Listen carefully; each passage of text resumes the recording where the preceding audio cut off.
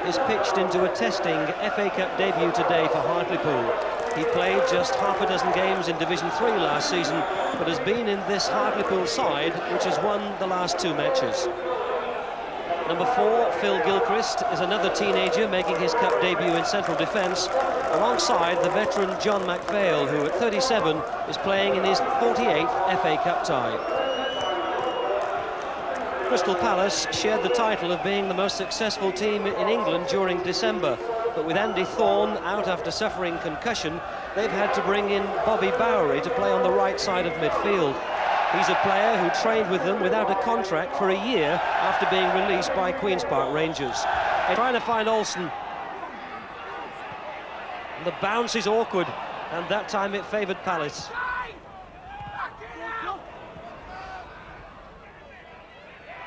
Chris Coleman needs a bit of support. Jeff Thomas breaking forward, the first real chance. Great stop by the youngster.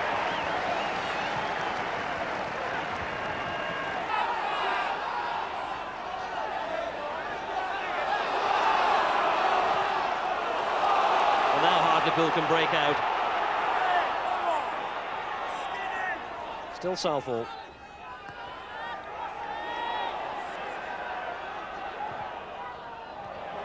Saville. John Rose who left it. This is Emerson.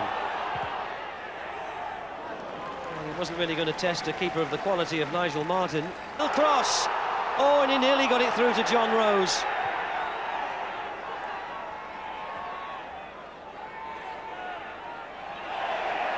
Good tackle by Gilchrist. Oh, and a real scrap going on. Play waved on. Well, whipped in by Olsen. Oh, John Rose! That was the opportunity, surely, for Lee John Rose.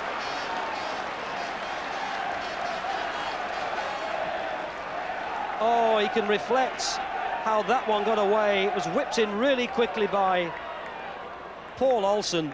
The header down just wide of the foot of the post.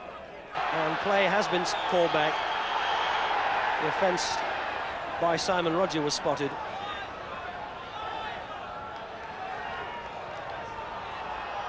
Well, perhaps understandably, things just beginning to hot up a little bit.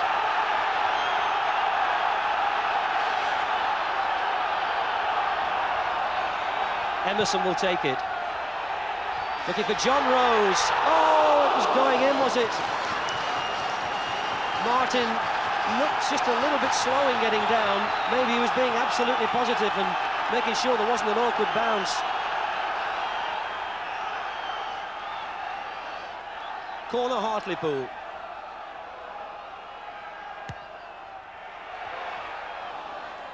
Didn't get past the first defenders. Corner number 2. And in a crowd of just under 7,000, there are barely 600 carrying the colours of Crystal Palace.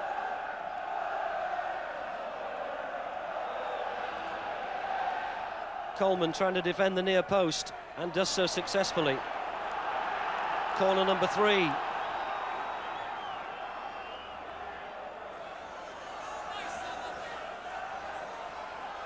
Andy Saville again making a nuisance of himself by that near post. This time it's hit much longer. And this time it's Jeff Thomas who turns it over. Corner number 4.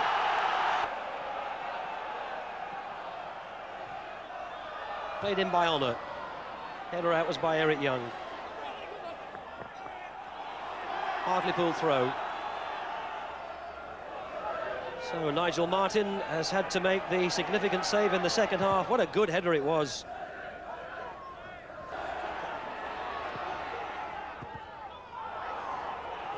Thomas missed it. Shaw clears. But all the attacking and all the inventiveness is now coming from Hartlepool.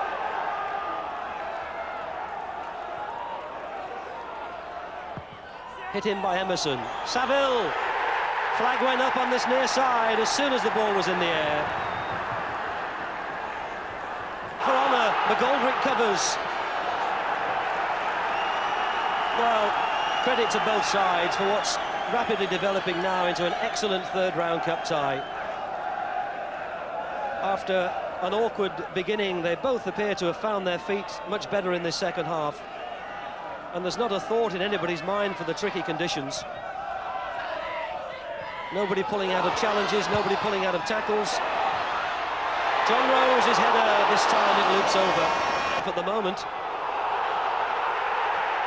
Yes, appeals for an obstruction, and it's given. Is it? Well, I think he's pointed at the penalty spot. It looked at the first instance as though he'd possibly blown for an obstruction. But there's no doubt that Mr. Gallagher has given a penalty.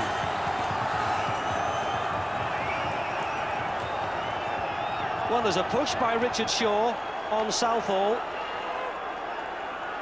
which some may have interpreted as an obstruction, but it's a foul, it's a free kick, and Andy Saville places the ball on the spot, and Crystal Palace are stunned. Nigel Martin to face Hartlepool's top goal scorer, Andy Saville. The second division side lead against the team from the Premier League, but it will rankle with Crystal Palace. It looked as though Shaw half tried to get out of the way. There was no doubt there was a contact between him and Nicky Southall. But was it worth a penalty? The referee makes a decision. He says yes. 1-0 Hartlepool. That's it.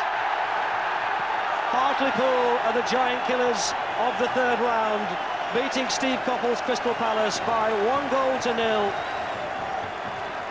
And the Palace players involved in furious protests at the referee at the final whistle. And Richard Shaw, who was adjudged to have conceded the penalty, needing to be restrained. But Hartlepool don't mind.